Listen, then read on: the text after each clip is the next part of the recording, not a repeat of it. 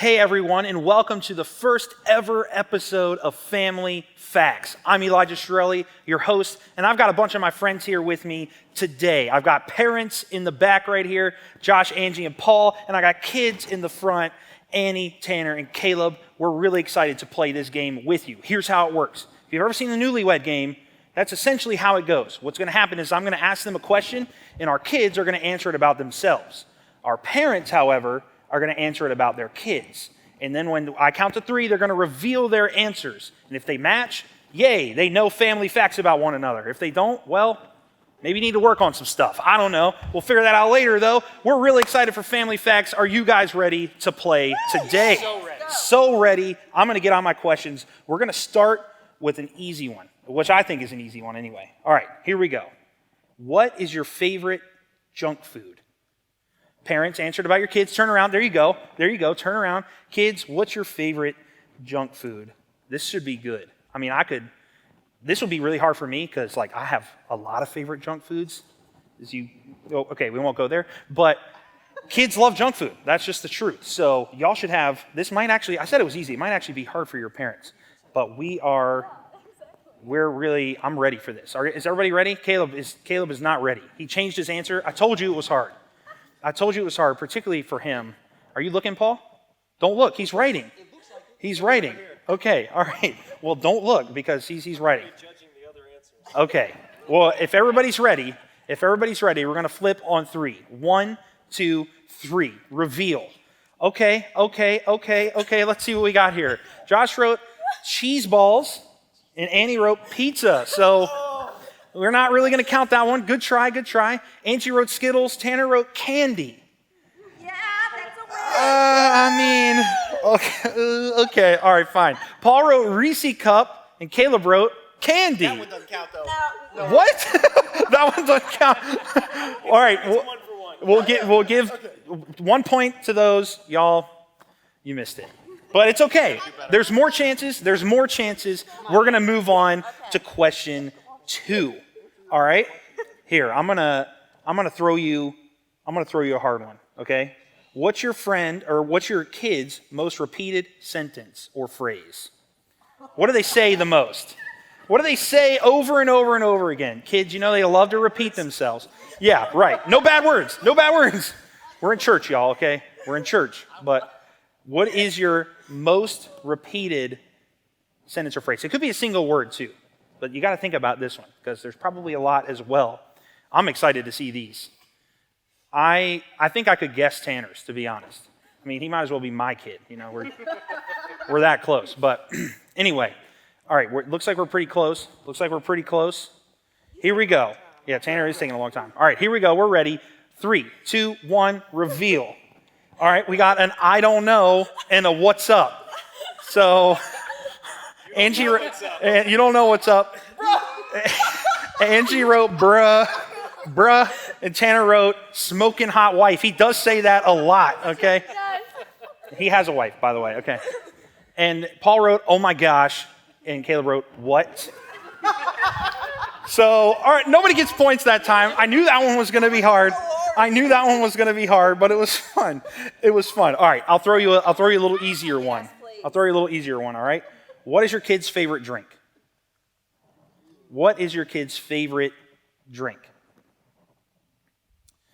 Come on. All right. This should be easy. I think this is easier than the phrase one. All right, we're going to reveal in 3, 2, 1. Reveal. Water and water. Yes, there you go. Dr. Pepper and Diet Dr. Pepper.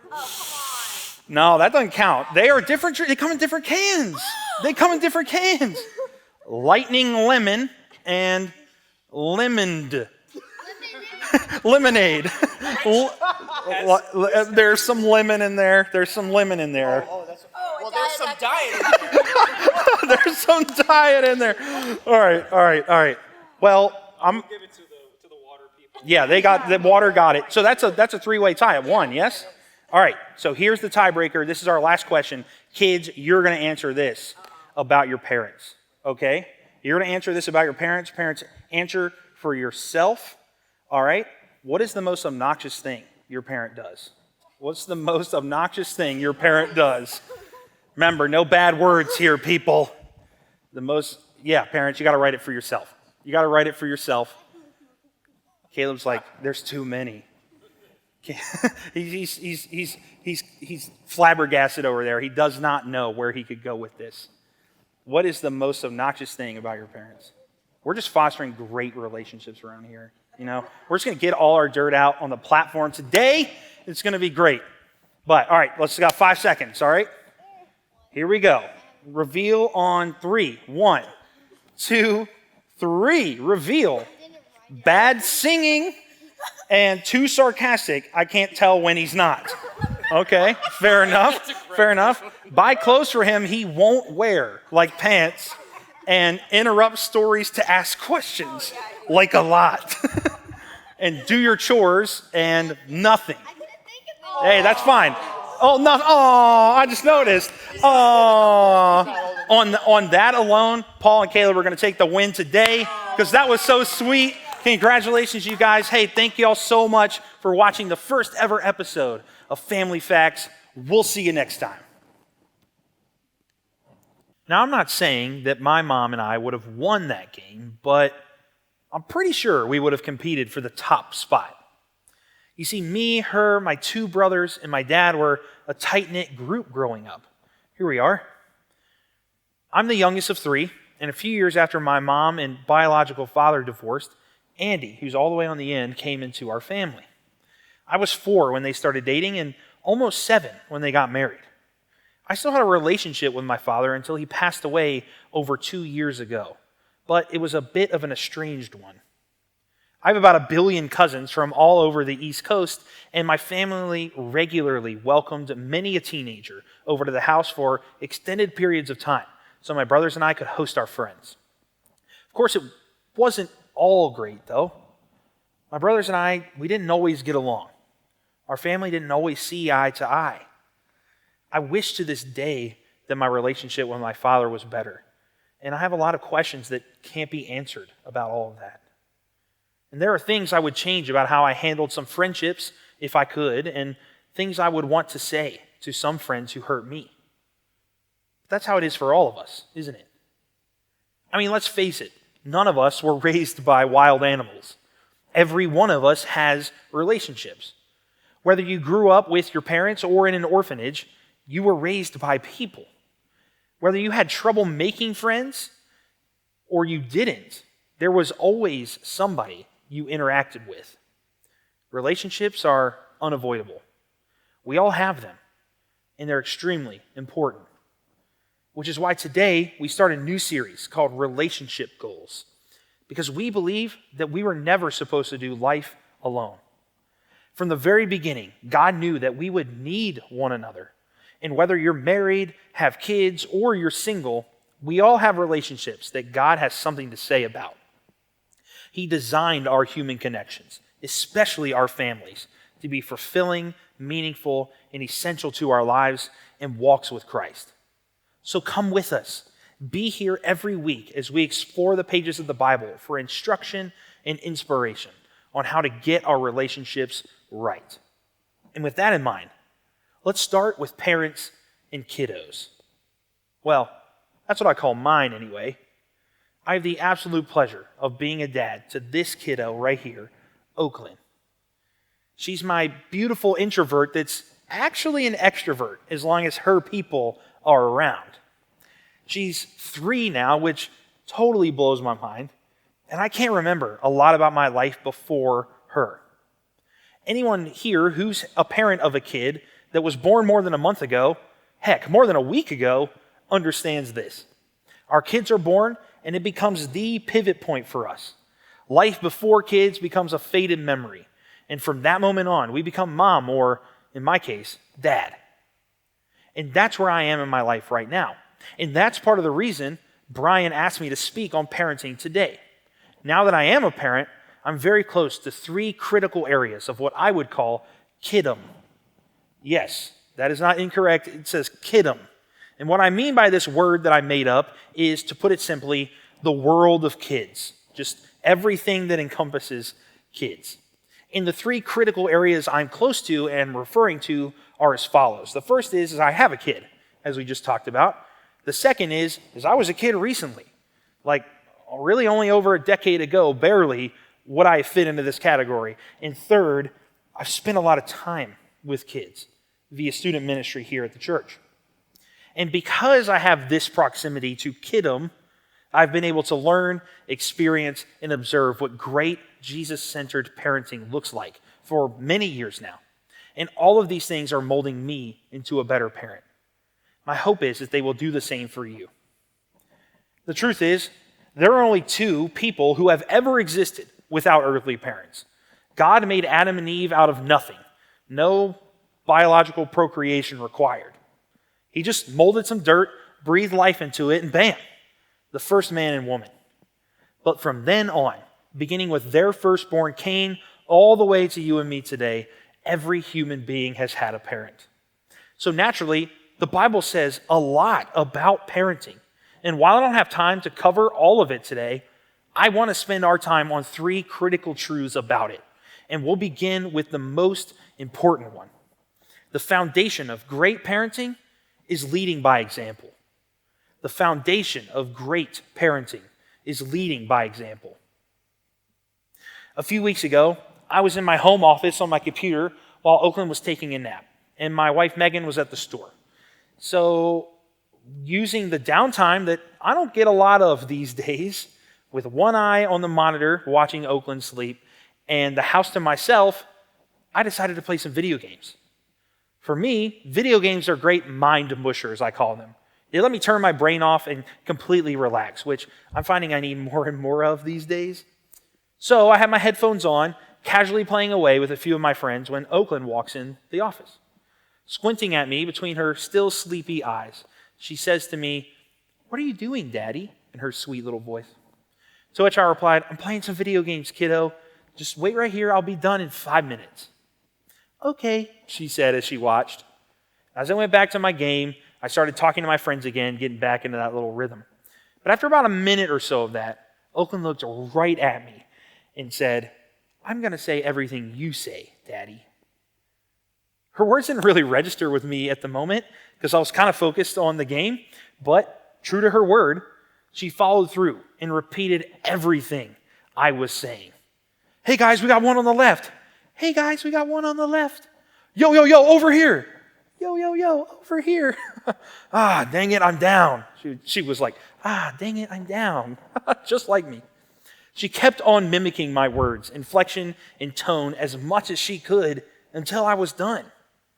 And I'll never forget this moment because it was the first time I think I completely understood and could see my influence on her. She was literally repeating my words. She made the importance of my example perfectly clear. And the more I watch her, the more I understand that she's watching me. And this is true for every parent or parental figure. Your kids are always watching you and your example.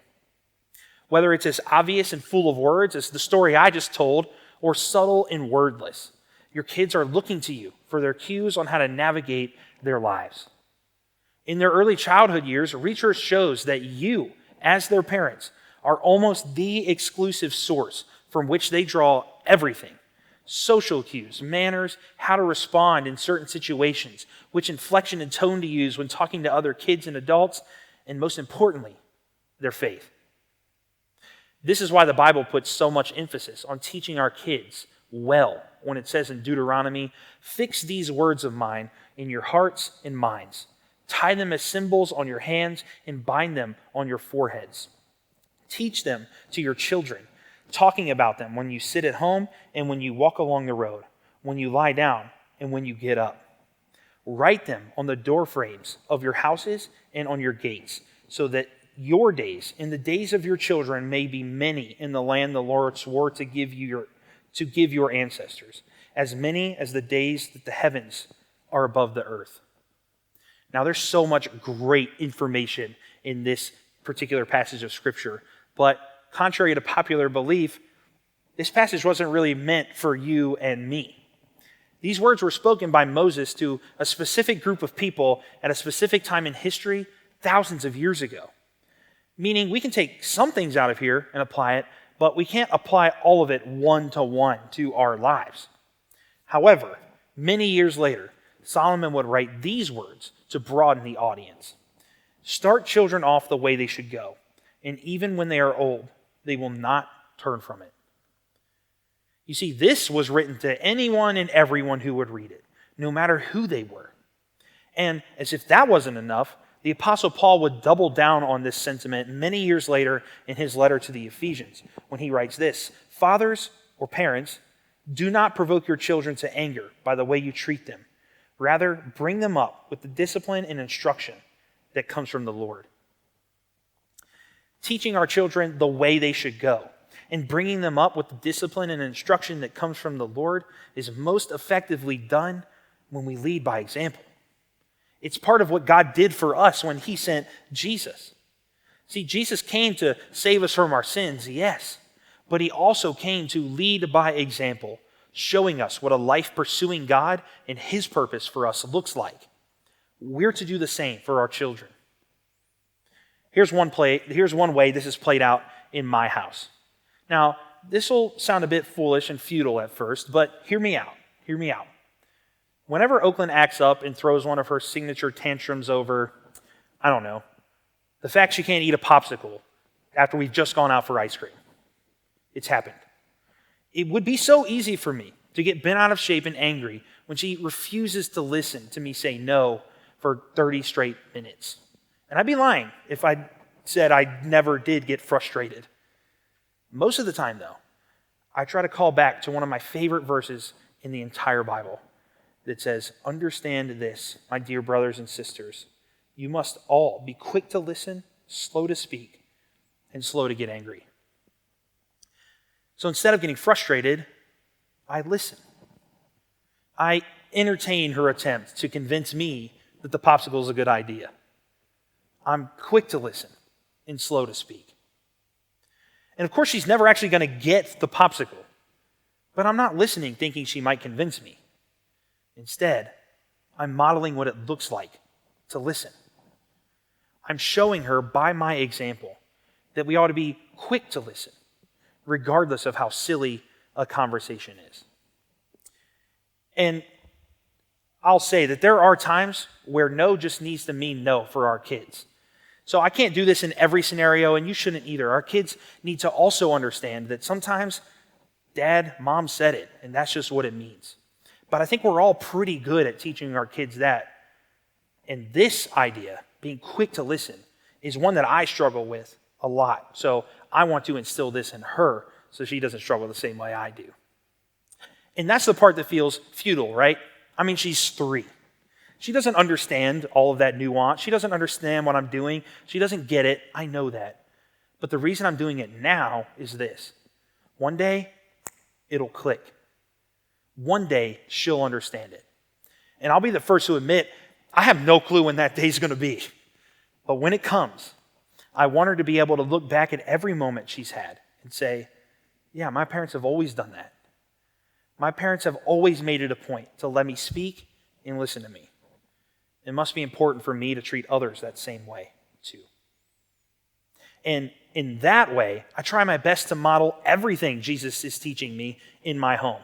The way I love my wife, the way I talk to each of them, the way I treat myself, the words I say and how I say them, and more. Because I know Oakland is always watching and learning from me. And so I'm going to do everything I can to lead her by example. Because the foundation of great parenting is leading by example. But boy, can it be hard.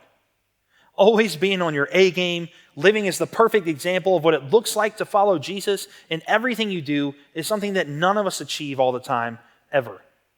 It's literally an impossible standard. And as life gets busier and we have more kids, more demands at work, more stuff to maintain, and what feels like less and less time to take care of it all, sometimes it gets away from us. It happens to everyone, and there are no exceptions.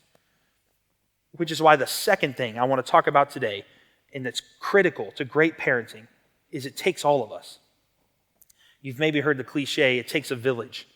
Well, a lot of cliches are that for a reason, because it takes all of us. Parenting is something that was never meant for just mom and dad. Because while a child only has one set of biological parents, they have dozens of influences, and each of them play a critical role in a child's development, growth, behavior, and belief system. There's been plenty of research done on this subject, and almost all of it concludes that by the time a child reaches adolescence, which is roughly 9, 10, 11 years old, the influence of their peers increases dramatically. And this makes sense. As our kids reach this age, they become progressively more independent and able to form close bonds with people beyond mom and dad.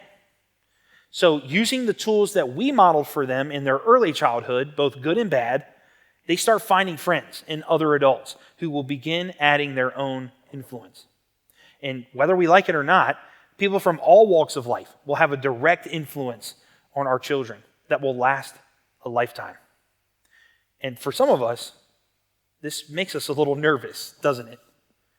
Knowing that the people our kids will be around at their school, at their work, at their dance class, or on their lacrosse team, knowing that they have so much influence on them, we want to do whatever we can to make sure their influence is a positive one. And I don't so much have to worry about this with Oakland just yet. But of course I'm already thinking about it because I know it matters. So what do? Here's an idea that I'm quite fond of and have a bit of experience with.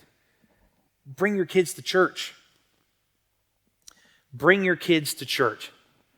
Every Sunday morning at one of our physical locations, we have meticulously created a fun, inviting, healthy, and safe space for your children. They learn about and experience the love of God while being influenced by amazing dream teamers and staff who will lead them by example, just like you do. They dance, they sing, they worship, they play, they yell like a lot, they jump, they create, and they learn together. But most importantly, they meet other kids who are starting the same journey as they are, their journey of faith. And when they graduate 5th grade and they're ready to leave PCC kids and they enter middle school, they'll be ready to go for PCC students. Here, we facilitate small groups almost every night of the week between all of our physical campuses and dig deep into the big questions of our faith in Jesus. We spend a lot of time doing a lot of the same things they do in PCC kids. We play, we run, we jump, they are still yelling a lot, we worship, and there's a lot more. Except now, we're hyper aware of the influence that everyone is having on each other. So we intentionally keep kids together by age and grade so they can grow up together, learn from one another, and form strong bonds with people who are wrestling with their faith the way they are. And our hope is that by the time students enter adulthood and graduate from our ministry, they'll have taken hold of their own faith and continue to work it out as they enter the next chapter of their lives. And if we've done everything God has called us to, they'll have the tools they need to choose their own influences moving forward. And they'll do it well because they've seen how much it matters. And I know all of this because I work in PCC students here at PCC. But not only that, I am that student. See, I started attending PCC in 2007 when we were at Powhatan High School. I was 16 at the time, well into my adolescence, and I already knew the importance of good influences on me because my parents taught me well. So I started attending PCC student small groups. I began creating close friendships with other students. One of these students was Tanner Iglio. Now, before we were this close, and I was just coming in 2007, we weren't that tight. We weren't this tight.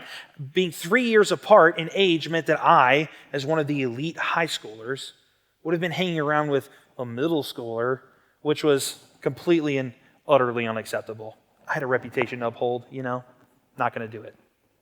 But literally rubbing shoulders with him back then planted the seeds that would eventually become our friendship today. And 14 years later, he is without a doubt my best friend. He inspires me to be a better husband, friend, mentor to our students, leader, teacher, and most importantly, devoted follower of Jesus Christ. His influence in my life has reached a place where I can no longer measure it. And aside from my wife and my immediate family, he has been the most impactful person on me. And I only met him because I was brought here. And while Tanner might be the most influential, I have dozens of other positive, critical influences all around me because my parents brought me to church. Ellis, Brian, Angie, Beth, Brian Pope, Lindsay, Becca, Lenny, Paul, Madison, Mark, the list of influences on me is long. And all of those people I either met right here at PCC or I grew close to them here. And any time I make a poor decision or say something I shouldn't or am lacking in any area of my life, these people will come to me with candor and help me get back on track. And I understand that not every child has this experience in church when they grow up. But they'll never have the chance if they never come. And when done the way God intended, our influence on one another makes everyone better, especially our kids.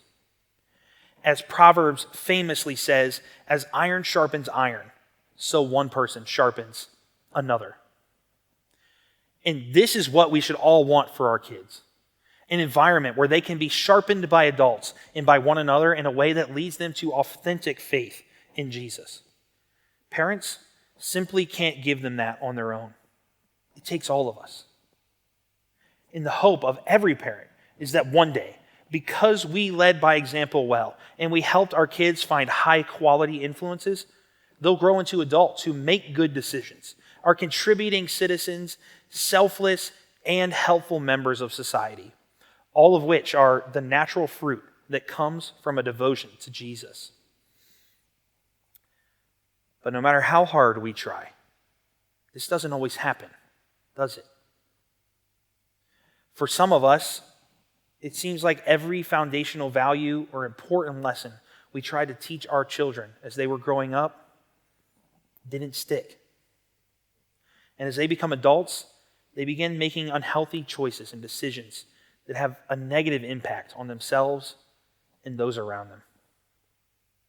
And as their parent, you often feel affected by these decisions, even if they don't have anything to do with you, because even though they're not a child anymore, they'll always be your child, and you feel responsible or guilty in a way for their harmful and hurtful choices. In the Bible, there's a story from the book of 1 Samuel about a man named Eli. Eli was a good and powerful man, well respected and revered in his community, and based on everything we know of him, he was a good father to his two sons, Hophni and Phinehas. By nature of being Eli's sons, Hophni and Phinehas were placed in positions of power once they reached adulthood. However, they abused that power. They stole from, lied to, threatened, and took advantage of the people they were supposed to serve. And Eli carried around the guilt and shame because of the actions of his sons. And the weight of it all made him neglect his ongoing role as their father. He rarely tried to correct their behavior, and in the end, he, his family, and their legacy was destroyed. Not only because of the actions of Eli's sons, but also because Eli crumbled under the pressure of guilt and shame from owning their mistakes and giving up his role as their parent. This cautionary tale from the Bible, it's not designed to scare us. It's there to remind us of the importance of parenting, and it never goes away. It's there to show us that we don't have to be like Eli, and yet I believe there are a lot of parents and important influences out there today who feel like he did. So to you, let me say this. Let go of the guilt. This is the third key component to great parenting I want to touch on today, because I believe we don't talk about it enough. Parents, you must find a way to let go of the guilt you carry as a result of your adult child's actions. Some of you blame yourselves because you feel like you were a bad parent. You didn't spend enough time with them when they were younger. Maybe you were too hard on them. Maybe you weren't hard enough. You beat yourself up for not setting a great example or doing enough to get good influences in their lives. Others of you know that you've done your best so far. Nobody's perfect, but you feel like you did everything you could to help guide them. You were intentional about your time together. You led by example. You got them around other amazing, positive people, and you can't understand why they've grown up and done what they've done. Wherever you are, and even if there is some truth in your perceived shortcomings as a parent, letting yourself be dragged down by the weight of your guilt and shame will hinder you from being the great parent you are still called to be. Because until your time on earth is done, the privilege of being a parent continues on, and you can still lead your child by your example. Everything I said earlier about this still applies. Love your spouse well, and if you have grandchildren, love them well too. Love God with everything that you've got. Treat others the way you want to be treated. Be quick to listen, slow to speak, and slow to get angry, and do all of it daily, because your influence still matters. So let go of the guilt and be the parent you're still called to be. In the end, being a parent or a direct influence of a child is holy and sacred. God entrusts you and me to take His children, people created in His image, and raise them to be people who love Him, pursue Him, and love others like Jesus does. And if we can let go of the guilt that weighs us down, we'll model for our kids the same disposition and love God has shown us. He doesn't own our mistakes. God doesn't blame Himself for our failures, although we're His children. Instead, He continues to guide us and correct us. He also reminds us that we're never too far gone to turn our lives around. Let's emulate that same thing for our children. If we're intentional about getting our kids into church and surrounding them with the right influences, they'll find genuine, authentic communities that can go with them for the rest of their lives. Jesus did this with His disciples.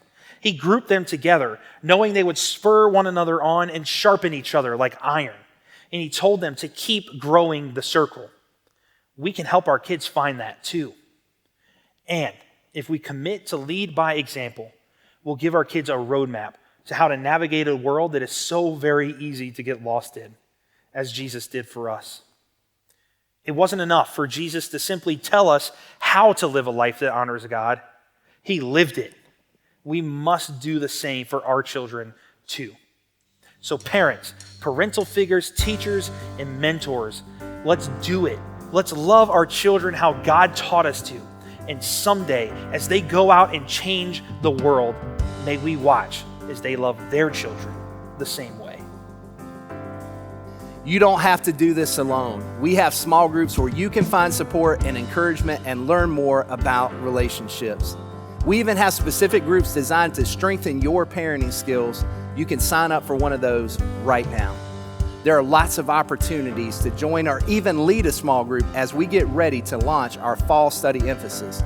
This is the time to get involved. You can find out more information about groups and about small group leader training at pccwire.net. We want to help you achieve your relationship goals. So I hope you'll plan to continue your spiritual journey by joining us right here next week.